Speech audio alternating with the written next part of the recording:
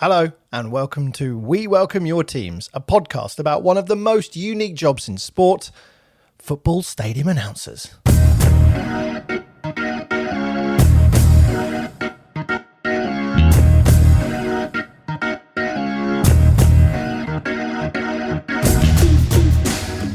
Yes, this is the podcast about those people who are the voice you hear on stadium PA systems at football grounds, up and down the country and up and down the leagues.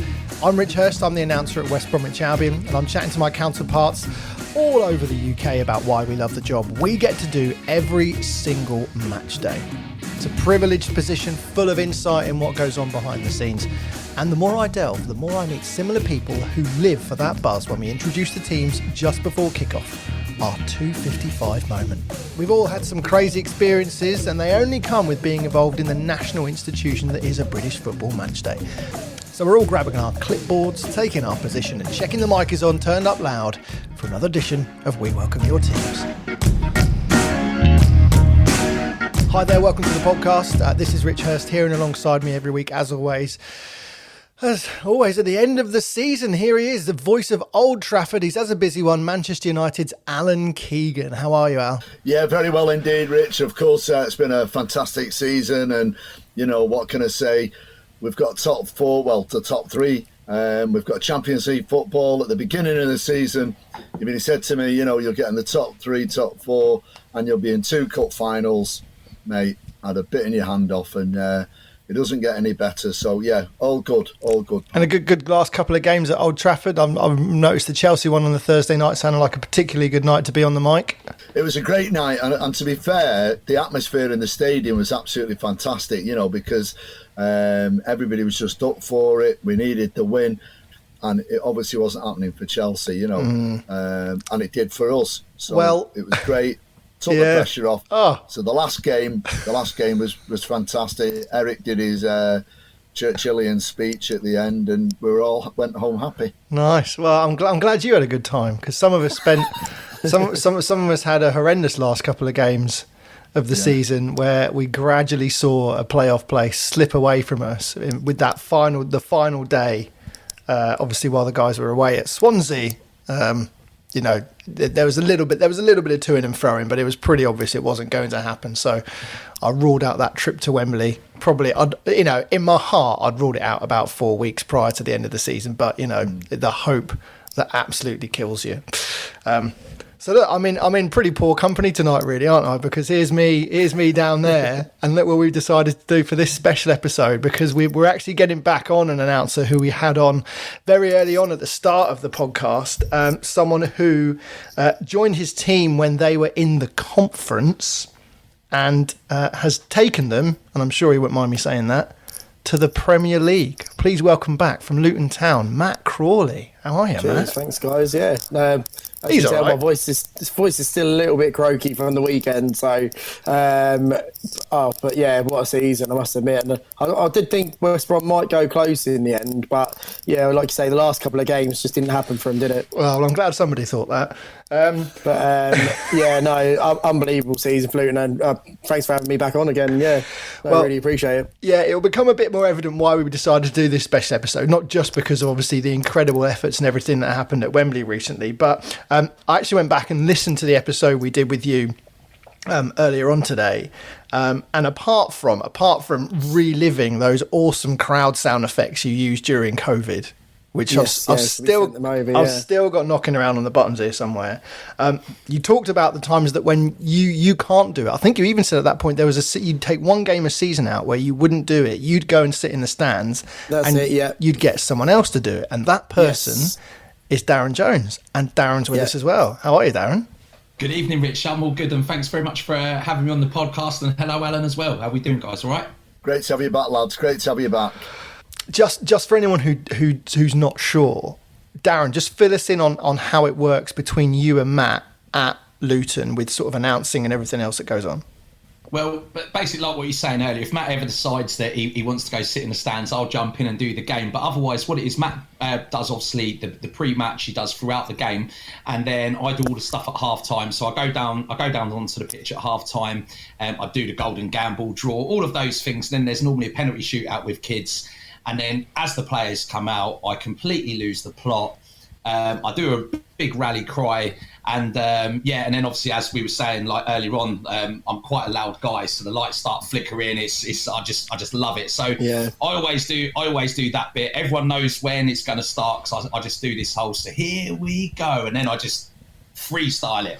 And so that's what we do. But me and Matt, we just work well as a team, don't we? Yeah, we work together as a team. We help each other out, and it's been an absolute privilege working with him, because he's a good friend of mine as well. You know, I've worked alongside him now for the last 11 years, and it's just been absolutely brilliant. And the way we get on and the way we do it, it's just worked perfectly.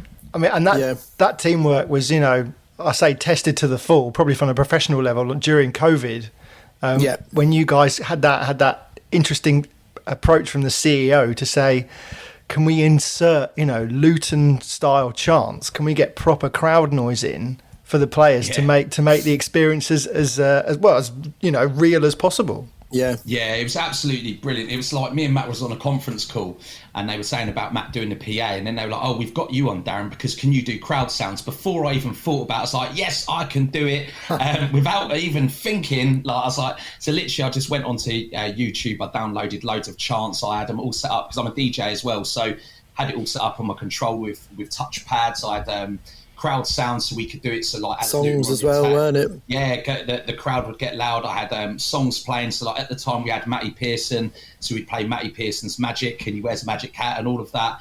And when Watford come to town, literally all the abusive Watford chants were getting played, and Tommy Mooney actually said that he thinks that the crowd sounds rattled the players, which I'm going to take that one to the grave. I want that on my headstone. Absolutely. I wound up the Watford boys. It was such a surreal experience, though, weren't it? Like, just to be asked and to go back to doing something we were so used to before COVID, and then to have the privilege to go to games still and do that, but then do the crowd noise. Even like with the crowd noises, when we was attacking, Darren would fade the sounds up, so that, like as you would when you're at a normal game, the crowd would get louder if you go into the opposition's half, and that's how we did it. Well, say we did it, that's how Darren did it. So yeah, it was really, really good. So take us to Wembley first off, chaps, because I think Matt, were you both involved at Wembley, or was it just you, Matt?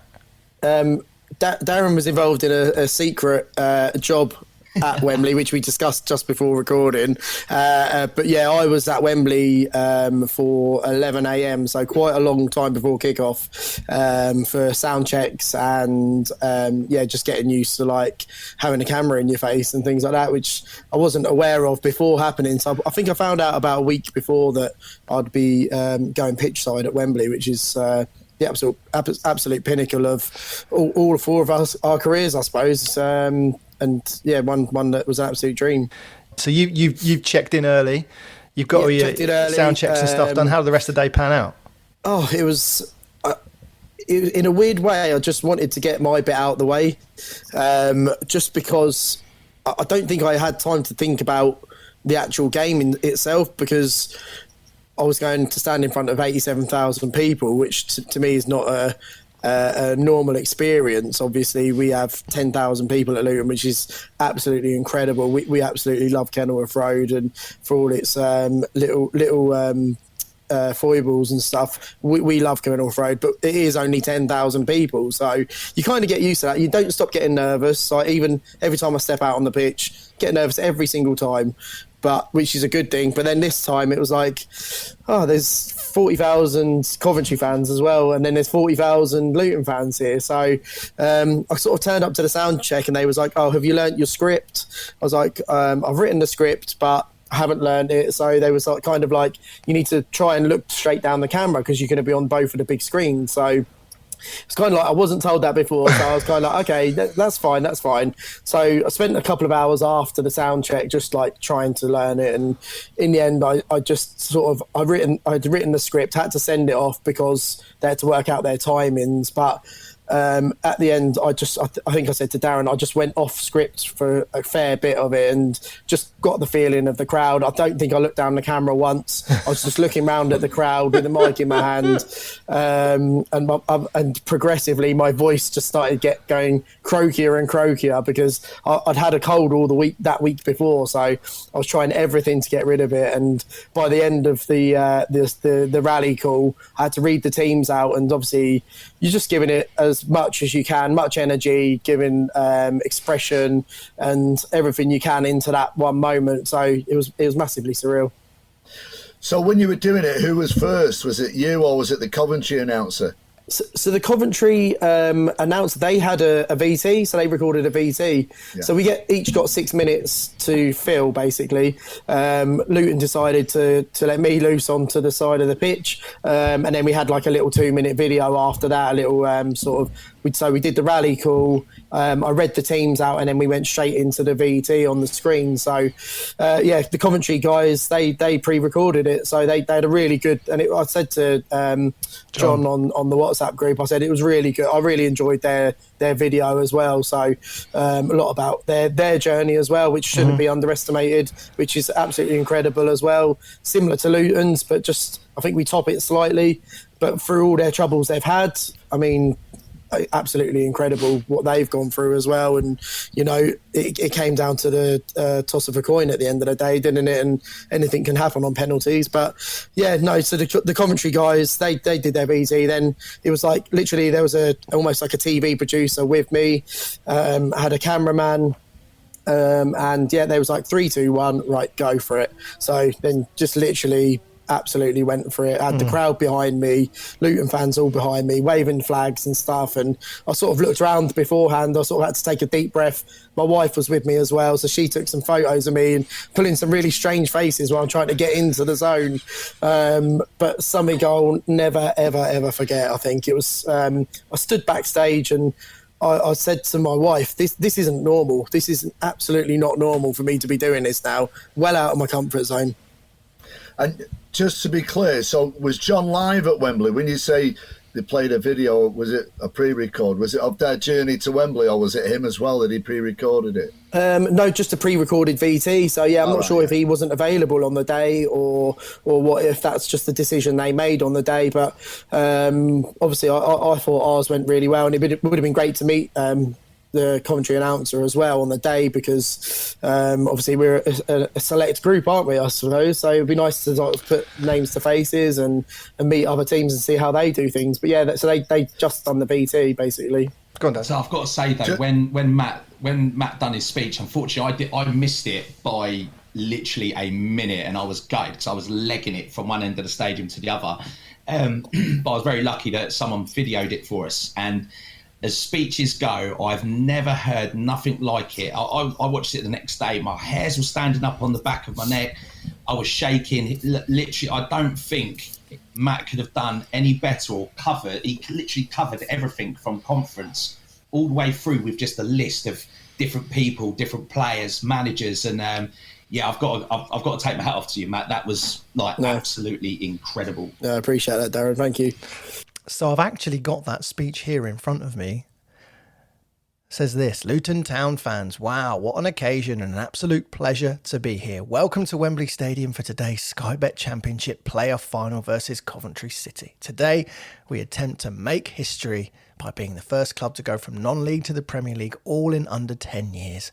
One game, one dream. It's more than football. Together for the town. This is the bit I love. Gary Sweet in 2020, Big Mick Harford, the legend John Steele, the incredible Pelly Rudder-Kampanzu, and our skipper Sonny Bradley, Lockyer at the back and Morris in attack, and Super Robbie Edwards. From pre-season at Hitchin Town to Sunderland in the semi-final, our beloved Kenilworth Road, beach path announcements and everything in between has all led to this moment. This is Wembley Stadium. This is the Sky Bet Championship playoff final. This is our time. So here we go. Hatters, are you ready? For one last time this season, make some noise for your Hatters heroes. Tell you what, Rich, why don't we have a listen to that now? Gary Sweet in 2020. Big Mick Harford. The legend John Steele. The incredible Pelly Rudder-Kampanzu.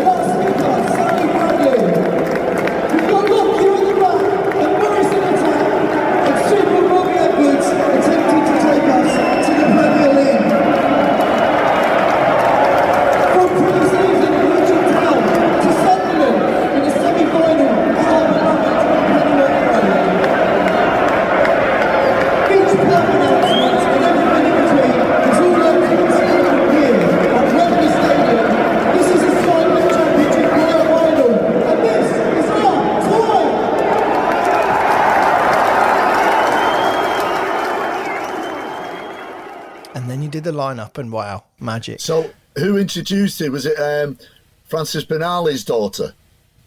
Was she the presenter? No, it was. So they before I went on, it was just they had the live DJ. So Tony Perry was DJing, literally pitch side.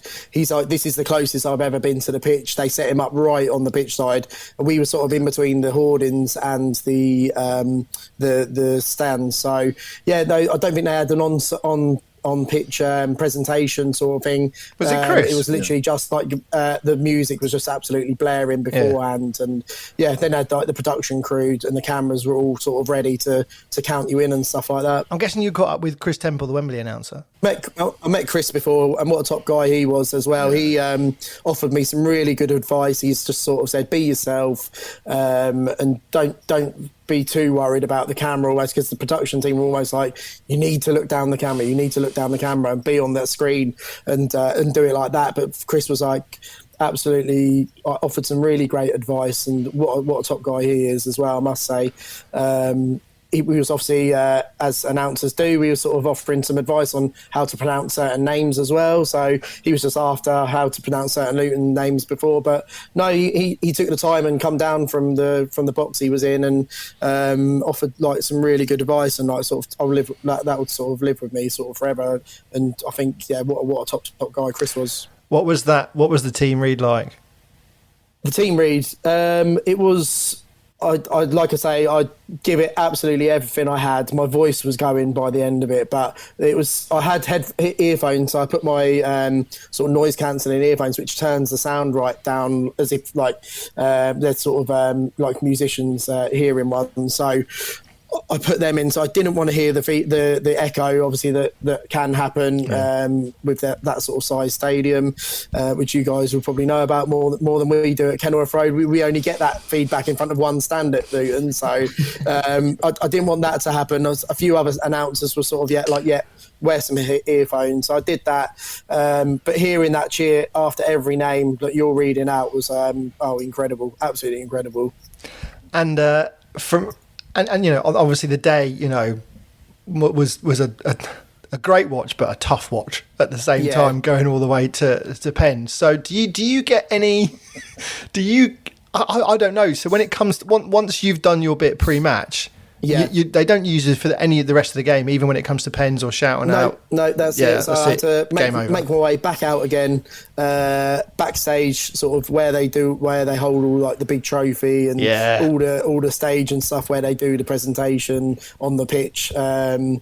And sort of make your way backstage, and it's like, right, see you later. The producer sort of lets you go. They have a runner, and it's like, right, there you go. You got 10 minutes to get round to your seat, basically. So I had to run right round the other side of the stadium. Although I had like all access pass, they won't let you through from pitch side to your seat. So they did offer seats with like the production team behind the dugouts, but the guys that were running the day, they basically said, look, you're a fan, if I was you, I would go and sit with the rest of the fans. So and I'm so glad I did that, because the whole game really, and that just when that penalty went over, looking round at everyone and sort of hugging strangers. There's people from 5 rows down sort of hugging you, and like looking at people. There's people in tears and laughing and like shock. There was every emotion. There's a great photo on social media that went out as soon as that penalty went over the bar, and if you zoom in, it's like every single emotion you can think of on every face of that Luton fans. And it's just one section of the stadium, just behind the goal. And it's, what an absolute moment. So I'm glad I didn't take the sort of complimentary tickets with the production team, and I went with the rest of the fans. When Jordan Clark scored, did you wish you were doing the goal announcement? Oh yes, 100%. Yeah, I must admit that would have been absolutely incredible to do. I didn't think anything would top the Sunderland game. I must admit, the Sunderland game, announcing them goals, and in a weird way, I was actually strangely confident we would win that as well. So I didn't think we could play as worse as we did in the first leg.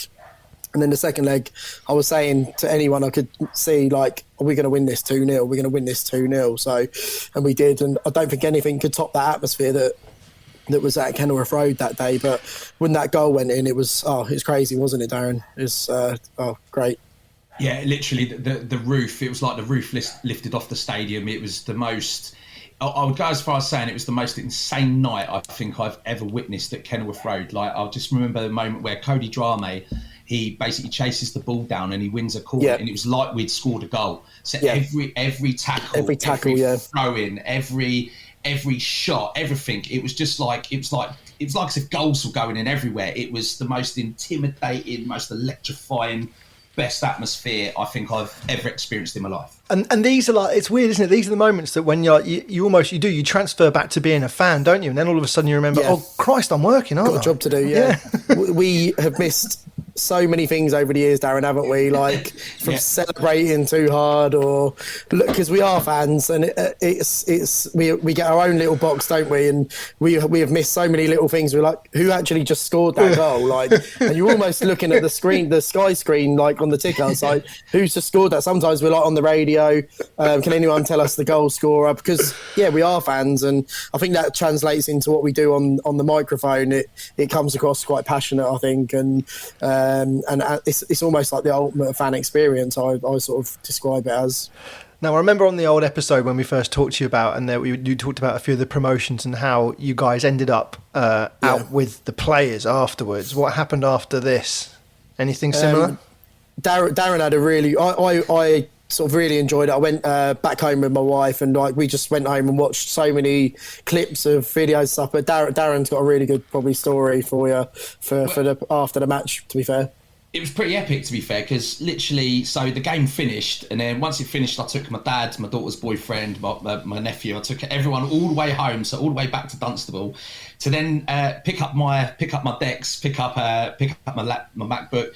Then drove all the way back to Wembley to go to the Hilton Hotel, and then DJ'd at the after party for about 45 minutes. So it was like, it was one of those where it was either I go into Luton Town Centre, where I know that it'd been absolutely rocking, but then it was like, or I've got this opportunity to actually go to the after party, get a picture of the trophy, see the players, and all of that, and that's what I did. And I literally done about 45 minutes and told the DJ I'd already supplied him. I was like, nah, you can carry on, I'm done.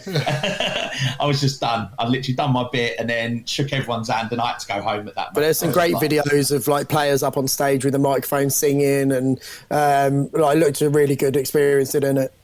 Yeah, no, it was a great experience, and like the players were singing. Unfortunately, I'm not allowed to share the videos, but there's one of Alfie Doughty, and he's literally singing around the whole of the Hilton room and jumping on the stage and dancing, and it was just like one big massive party atmosphere. It was just so brilliant to witness, and to have the opportunity to be there, I don't think I'll ever forget it. No. And what about promotion party day? Yes, that was a great day.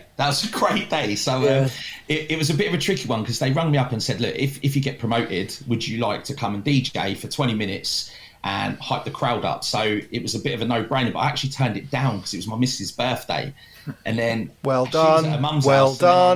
Yeah. I was like, oh, what do I do? And then I was like, I better not do it. And then suddenly her and her mum are ringing me up going, you're doing it. So so I literally went up there in the morning. There was people around everywhere, and then by the time I went on, there was 20,000 people in front of me. It was just a sea of orange and a sea of flags, and what was meant to be 20 minutes ended up being an hour and a half. So I was DJing, I was playing music, I had the crowd going. My Spotify playlist went down, so in the end I had to like literally pretty much wing a whole 90 minutes of singing and music and everything. It was just such a great experience, and I know Matt was there watching, which was I was with my family, wasn't I? So I was in the crowd. It was so enjoyable. Like all the community came out, just different cultures, everyone just all together in the support of Luton, not just the club but the town as well. So but no, Darren done a fantastic job, I must say, as well. Echo what he was saying to me about that speech earlier, that hour and a half that was meant to be 20 minutes. Darren absolutely smashed it, I must admit. Quality. Yeah, no, it was great. It was great fun, and it's definitely. To be fair, none of this has sunk in yet. I don't think anything has sunk in. It's not. It's like as if all of this is really just a dream. Like from the game to the going back to the Hilton to DJ to then on a Monday morning standing in front of your fellow fans, and it was just. Yeah, I just can't get over it, to be fair. Yeah, it's absolutely dreamland, isn't it, at the minute? Well, it was absolute madness. Yeah. So, just from our points of view, talking to you guys, because it's so good to hear the emotion. You obviously get on, you obviously understand each other's roles, which is fantastic. But I'm sat here listening to you two, and the hairs on the back of my neck, not my head, I stood on them. But what does it feel like when you think Luton Town are a Premier League team? If you'd have asked us 9 years ago when we was struggling in the conference and going to places like Barrow, and this is no offence to them because we was there, and that was the club we was at the time, and I would never change any of them days. I really enjoyed it. We went to a lot of away games, didn't we? And went to Hyde, Stockport, Barrow, like all these places that I would never have been to before, and absolutely incredible experience. But if you would have said then, in 9 years' time, you will be in the Premier League, I would have said you're absolutely mad. And look at us now. We absolutely one of the best run clubs in the Football League, I can say without a shadow of a doubt. We have the best owners. We don't overstretch. We don't rely on a lot of big money. We don't take betting sponsorship, which is obviously quite. We lose about £500,000 to £1 million a year doing that, and I really hope that continues. I can't see it changing. But Gary Sweet said at the parade, didn't he, Darren? He said, I won't repeat what he said because he swore, didn't he? But he basically said, we are Luton and we will not change what Luton do and what we are. And to hear that is absolutely incredible. Like, what an absolute hero that board are in particular, considering where we've gone from and where we are now. Most Luton fans would not have believed you, and it's still hard to take in now. And you've only got to look at Luton Town as a football club. We've got this run-down, collapsed-out stadium. It's everything's old. The main stands are wooden stands. So when you've got people with flares, it's like, do not use flares. It's a wooden stand. It could go up in flames. We don't have a big budget. We don't sign players for millions and millions of pounds. Like you look at Carlton Morris, who hadn't scored more than 8 goals in a season. We bought him for 1.8 million, and look at what he's done. And you compare him to other players in that division. Like it's incredible because we're in the Premiership, but we're in the Premiership because we're a good team. It's not a case of we've got an individual player, we've got this and that. We've got there because we're a fantastic team. Yeah. And the way that we've built up to get there, to actually say that we're a Premier League team now, it's just unbelievable. It's exciting to see the recruitment this summer because we unearthed some gems and almost sometimes untested players, and we sign characters. We don't just sign good footballers, although they are good. We sign people that will fit in with the Luton way, and you only have to look on Twitter and other social media. Ex-players, ex-managers, they all get it. I say it like I'm obviously quite passionate about it, but they all get the Luton way. They all miss it when they leave. They all follow us still when they've gone. So you only have to look at that, what the effect the club has on all these players that have been part of this journey. And you've got to hold your head up, and look at all these people that not all of them are wrong. That there's hardly any disgruntled ex-players that you see like in the press or anything. Everyone absolutely loves it, and see all the people that were there on Saturday was absolutely incredible. Like I must admit, it's been such a journey, hasn't it?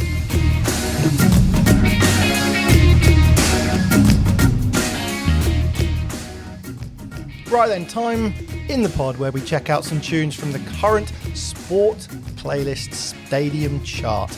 It's the one that guys at Shoot Music put together, when tunes they send out to stadium DJs right around the world for inclusion on their matchday playlists. On Twitter they are at Sport Playlists, and you can go to sportplaylist.com to see what the latest chart looks like. The guys are always heavily involved in the music you hear, not just at football but at all sorts of sporting events, and there are playlists for everything you can imagine. So the chart shows the biggest songs right now according to what stadium DJs are playing. So let's take you through just a little selection of some from the top 20. First off, it's the latest from Kylie Minogue, making a return to music. Always a joyful and celebratory event, and none more so than this, the catchy new single, Padam Padam. Shivers every time you say my name, and I can tell that you're on it, 'cause I can hear your heart beating, 'cause I can hear your heart beating. So it's currently coming at number 18 on the chart, but fully expecting that one to climb a lot higher. It's Kylie Minogue's Padam Padam. Jumping a little higher up the chart now to number 13. We like this one here. This is by the Snuts. It's called Gloria. This could be the open scene of our central lights.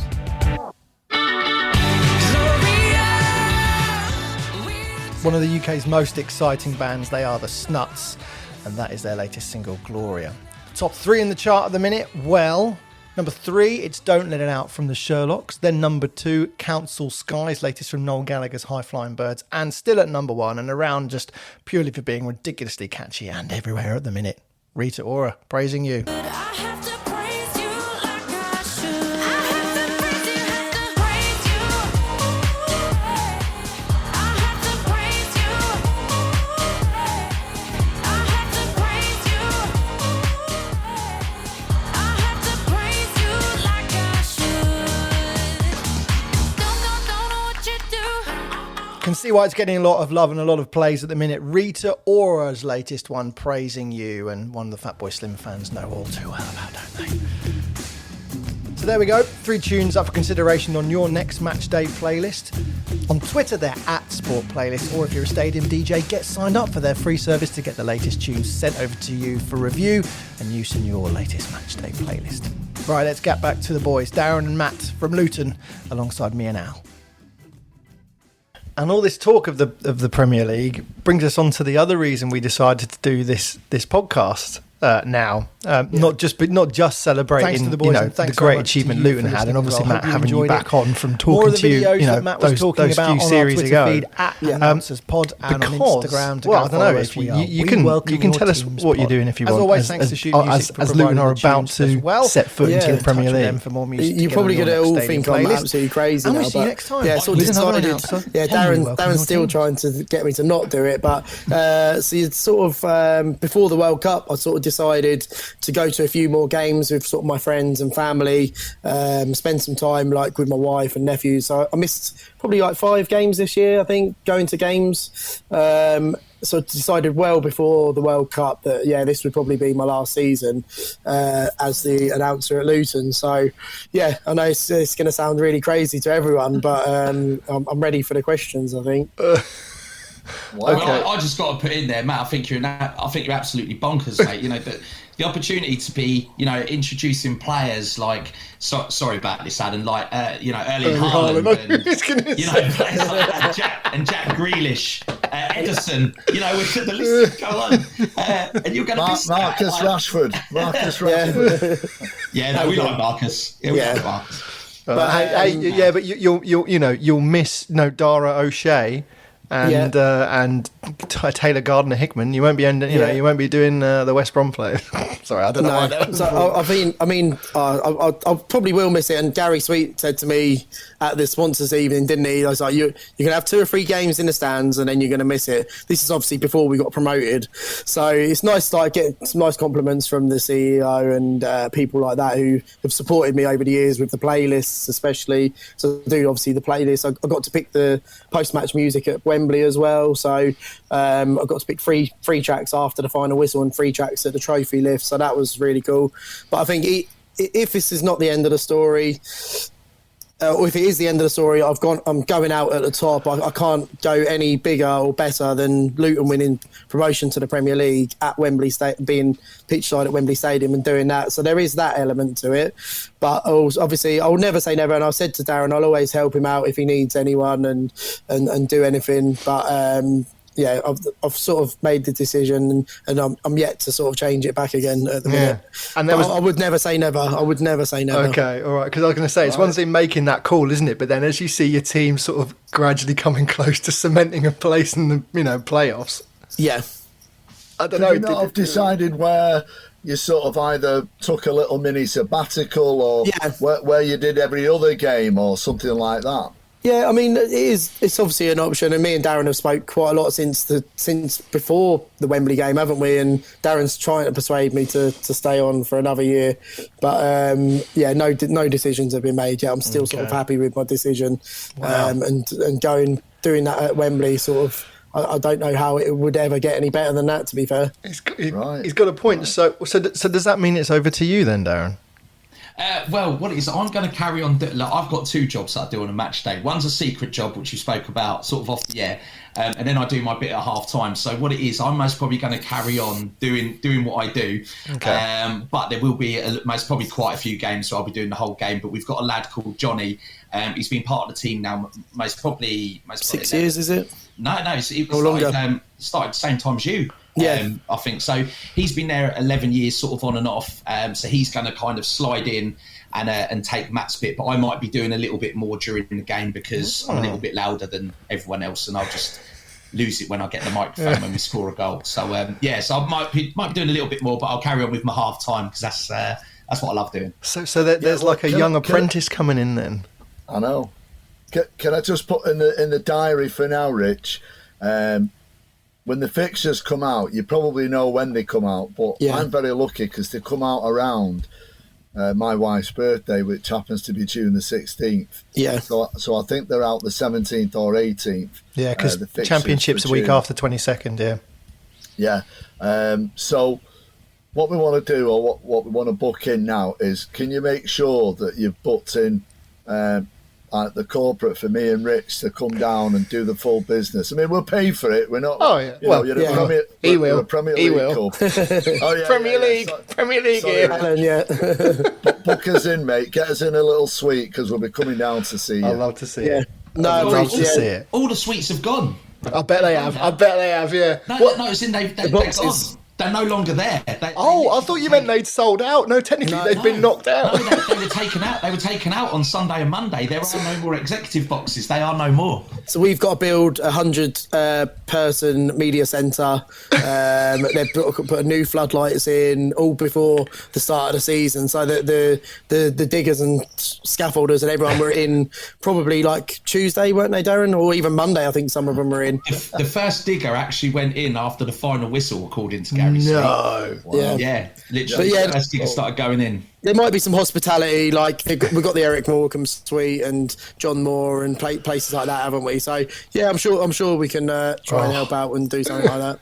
Yeah, that'll be great, lads, because we want to come down and celebrate with you and make sure it all works out well. So what's the expectations? The expectation, I know, obviously, fourth from bottom would suffice, but, you don't want to be getting turned over week in, week out. So what are the realistic expectations? See, for me, I just think that it's a bit of a weird one, because if we do one season, we've done a season. We've got to the Premier League and we've done a season. Would I love us to start? Of course I would. But, it's really hard with Luton because you just never know what you're going to get. Like when we played Huddersfield in the playoffs, everyone said this is a free hit. It's a free hit. And when we lost, we was all proud and clapping and all this and that. And then now it was sort of like this season, we're suddenly like, you know what, we could do this. And we have done.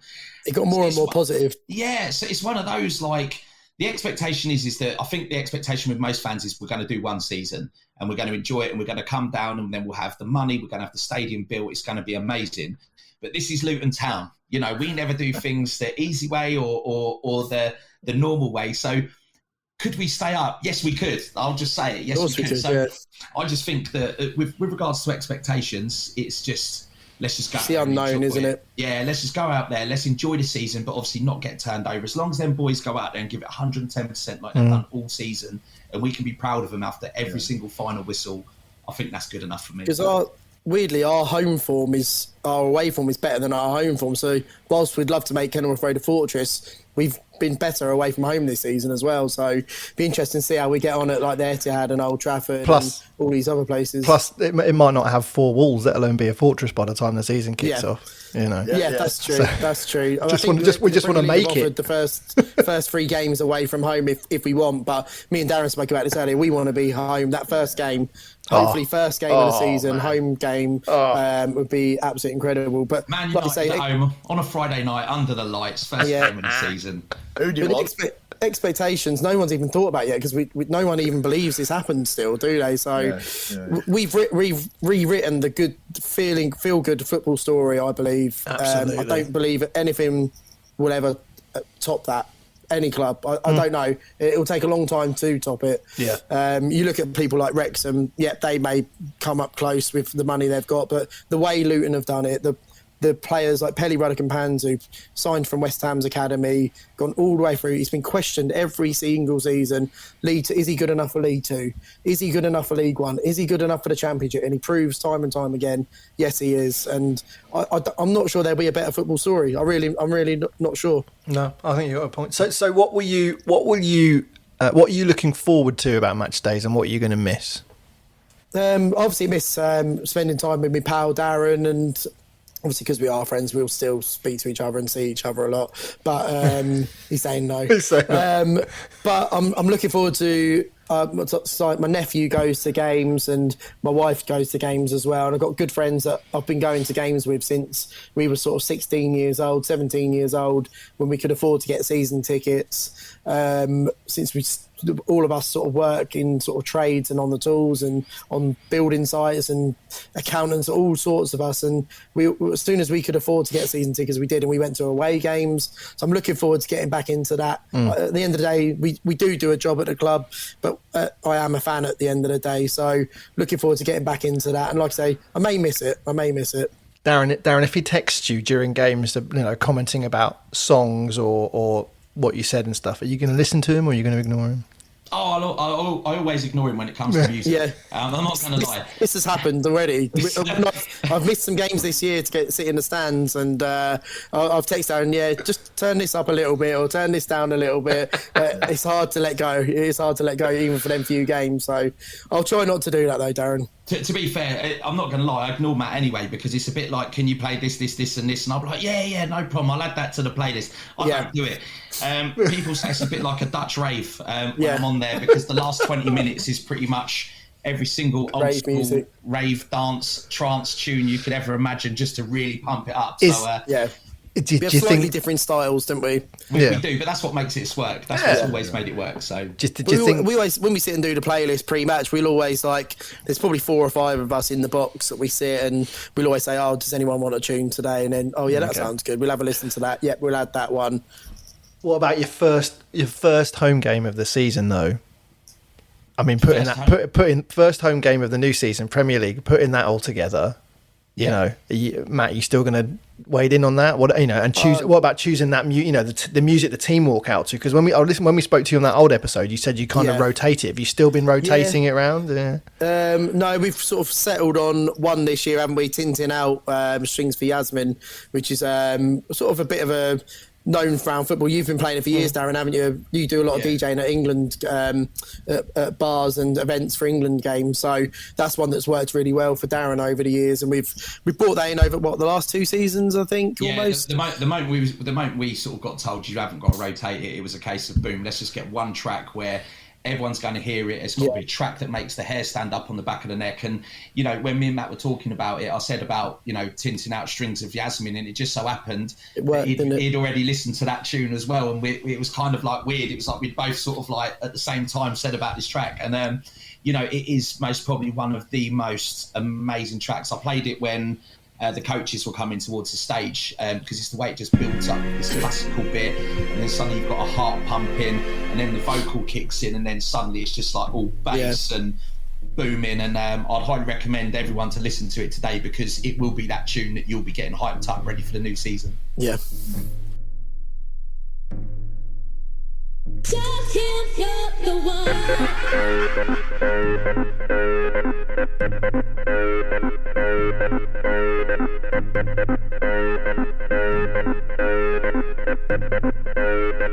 Tell him you're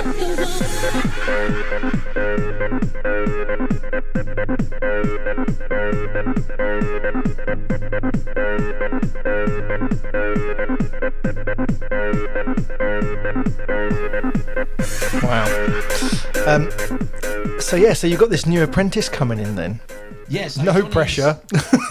Well, the thing is with Johnny's sort of been in and around it. So, like, if there's been times, like, he does a lot of the development and FA Youth Cup games. Because with me and Matt, sort of like, I'm a barber and a DJ. Matt's obviously a tradesperson. We can't always get to like a 6 o'clock kick-off for the youth games, and Johnny can because he's a teacher. So Johnny's been going in there. He's been doing it on a sort of smaller scale, but with him, he gets nervous. But I think he needs them nerves because then he sort of performs. And I think he'll do it. To be fair, I think he'll do a great job. Yeah, he'll do it justice. He'll do it justice. Not just that, he's a really nice guy and he's a people pleaser. So he's going to want to make sure everyone's happy. He's going to want to make sure the club's happy, the players are happy, the fans are happy. So and a Luton fan as well. Yeah, and he's a big time Luton fan, and believe it or not, that's a touch for him because his dad actually supports Watford, and he's a full time Luton fan. So yeah, he's a good guy. Wow. Do you know what? He chose the better team though. Yeah, and went against his dad though, which is not that known, is it? No, it's Especially not. For your it's main not. rival. Total rebellion. But yeah, I like that. And some classic traits there. You need to be a stadium announcer. Generally decent bloke or decent person, and people pleaser, ready to read the room, look around you, see what everyone's after, and give them what they want. Yeah, that's it. Johnny will definitely do it justice as well. So, like I say, I'll probably the first few games will be like, this and this, but I think I'll try and relax into it. I'll try and not critique. But no, Johnny's good. Like Darren said, he's been doing it for a long time as well. But just at the sort of FA Youth Cup games and development games and the ladies games as well. So he's got a bit of experience. He's not like a complete rookie. He is a really good guy as well, like I say. Well, look, I don't want to keep anyone else too much longer because we can't really say much more until that new season starts. But Matt, can you maybe give us? Can you think beyond the playoff final of like top 2, top 3 moments as the announcer at Luton? Top moments, I think. I think probably, and I think Darren will go. Sunderland in the semi-final was the top one. There was no better atmosphere. We absolutely smashed the music after, didn't we, Darren, as well, and got the crowd going. And there was actually we had football control, and the police were radioing us to tell us to try and get people off the pitch. So we'd do an announcement, but then we'd drop one step beyond by madness, and 5,000 people would be going absolutely mental on the pitch, bouncing around, and the board were bouncing around in the box. So you're not going to get told off when everyone else is dancing as well. And then it's like you get another radio. Can you turn the music down by half and then try and get everyone off the pitch again? That one sticks in my mind. I'd say Blackburn in that lockdown season, Darren. Yeah, that was survival game. Such a shame that no fans were there. But when we survived on the last day, we beat Blackburn 3-2 and finished 19th in the league in the end, didn't we? Didn't even finish near the relegation. Obviously, quite near the relegation, but almost well out of it in the end. That was really good. And then probably just announcing all the promotions and the players onto the pitch.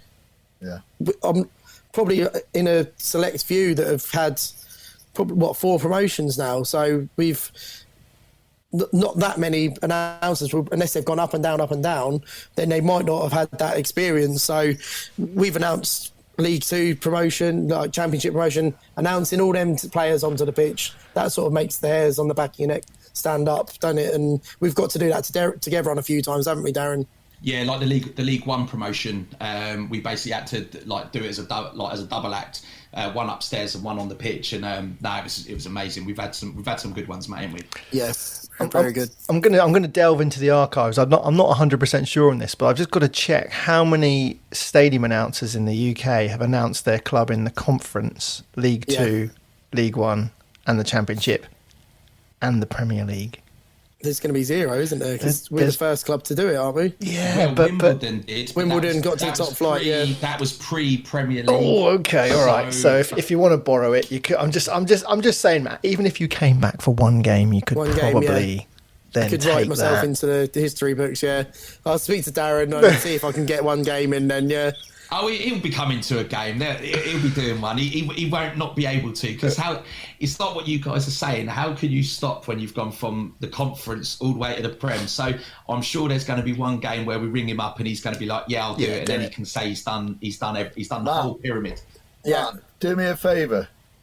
Do it when Man United are in town. Oh, yeah. And I'll be there.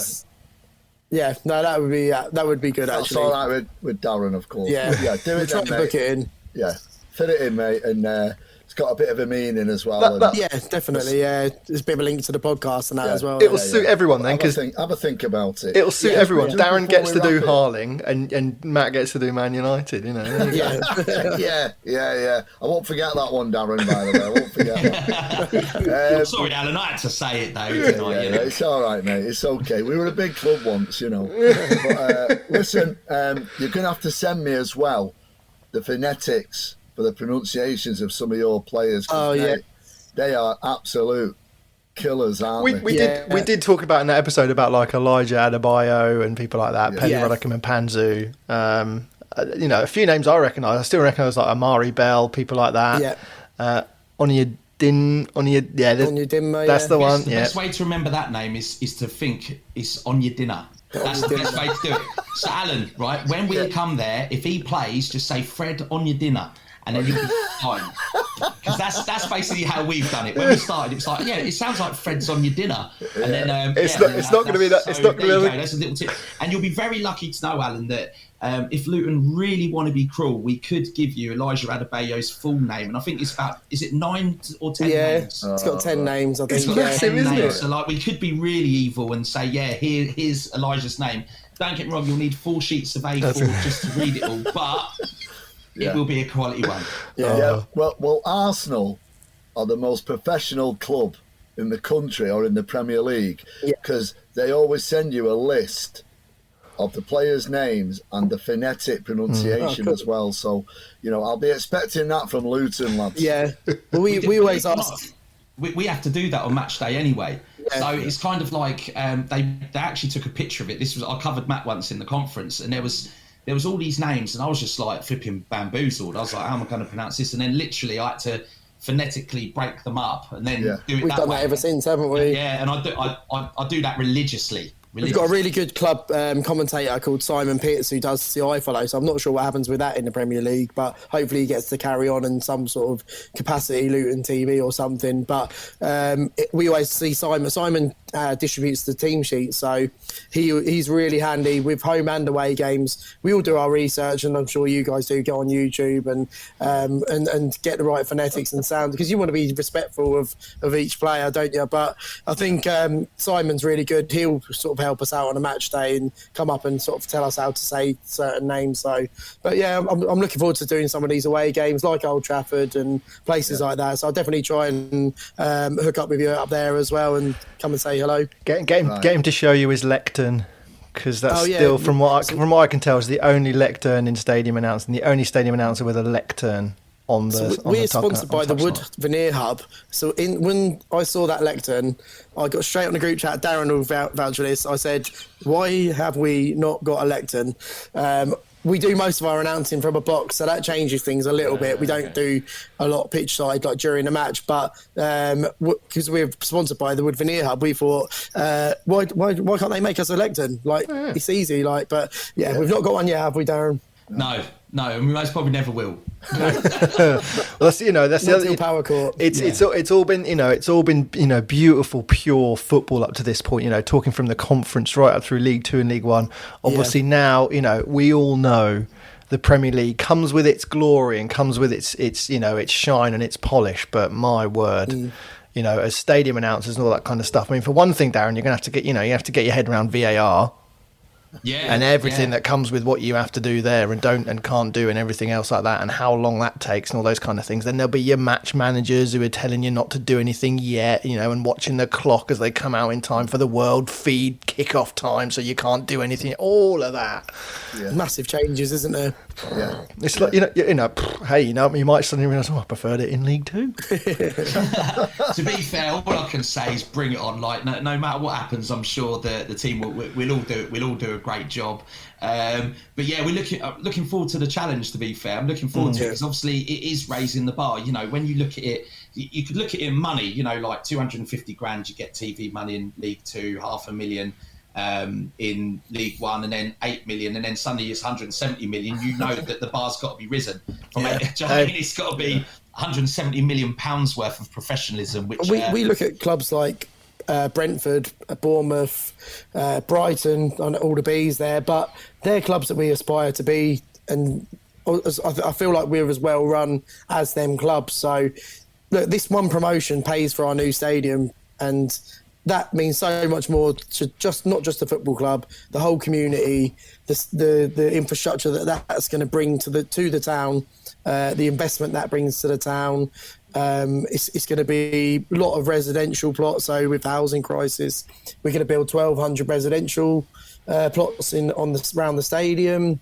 So it don't just mean a lot to the club; it means a lot to the town. And whilst we talk about 170 million, yeah, that is good, but the investment that will happen in that town now is absolutely incredible. And as guys from Luton, and my family were hat makers back in the day, so I've got a real heritage there. My granddad grew up on the Oak Road, and that famous stand where you see people going in the houses, he used to live up that road and sit on the roof when he was 7 years old and climb out the window and go and watch games from there. So it means a lot to everyone in the town, not just the football supporters. It means a lot to the whole community. It's beautiful, isn't it? I can't. feel emotional. It just makes me proper football story. Just on saying that, it just suddenly makes me think, like, you know, if I ever get to Wembley, because I'm pretty much the only person we interview on this podcast series who's not done Wembley. Everybody else seems to have done it at some point. That you know, that idea of like picking up and describing everything about the club and everything that it means and everything and all that kind of stuff. It just makes you suddenly want to take a lot of stock. It's heavy stuff, but it is so important. And weirdly, it took me 5 minutes to write my little speech, and I think I edited it about probably 50 times during that week then, but not in a major way, but just like minor little details. Which was harder to write, your speech for that or speech as groom at your wedding? Oh, a groom. Definitely groom. Right. This one, they both came from the heart, but both wrote themselves. For me, the story is sort of out there for Luton, and I'll send you what my speech as well, like what I wrote down, and I obviously went off it massively, but I'll send you the video as well. Yeah. Like a few people, luckily I didn't ask anyone to do it, but a few friends filmed like the whole 3-minute thing. So I'm really lucky to have that as a record and a memory now, because it was an absolute whirlwind, and I didn't think about it till after. It just was an absolute blur at the time, but to have that on video now and the comments from Darren and other friends and family, like I don't think it hit home till I went to visit my mum after, and she's from Luton, whole family from Luton, and she listened to it on the radio and obviously didn't hear my speech or anything, but I played it to her after, and she was sort of really emotional and proud. And like we say, if it ends there for me, if it doesn't, fine. If it does, like, that's, I've made my family proud, I've made my friends proud, and I hopefully I've done the club justice, and I basically told the story of the 9 years in 3 minutes. So yeah. Well done, Darren. What are you going to do without him? To be fair, Rich, I'll most probably have a few sleepless nights. I might sit in the corner of the PA box, rocking backwards and forwards, and have a few tears. You know, it's gonna hit me hard, but I think I'll be able to get through it. But it might take me some time. And until like fixture list gets announced and it's Man City at home first game of the season. Like, I'm over it. Yeah, and then suddenly Matt rings up. Yeah, do it. PA announced for that game. All right, lads. Well, look, thank you very much. Really appreciate your time tonight, Matt. Congratulations on a stern run. Thank you. And Thank you know, you. being part of an incredible time and putting it all together so succinctly. And Darren, cheers for coming on, and good luck. Yeah, thanks very much for having me, and hopefully we'll catch up at some point in the season and see how we're getting on. We will. I'll let you know our life is still lingering around in the Championship. Don't worry about that. As long as you boys aren't going to go all Premier League on me. No. Guys, well done. Really looking forward to welcoming you to Old Trafford, and we'll speak soon on our podcast. Yeah, we'll stay in touch. Yeah, we'll be in touch on when the fixtures are released. Thanks a lot, boys. Take care. Thanks, Rich. Cheers, Al. Thanks to the boys, and thanks very much to you for listening as well. Hope you enjoyed it. More of the videos that Matt was talking about on our Twitter feed at AnnouncersPod, and on Instagram to go follow us. We are We Welcome Your Teams Pod. As always, thanks to Shoot Music for providing the tunes as well. Remember to get in touch with them for more music to get on your next stadium playlist. And we see you next time with another announcer on We Welcome Your Teams.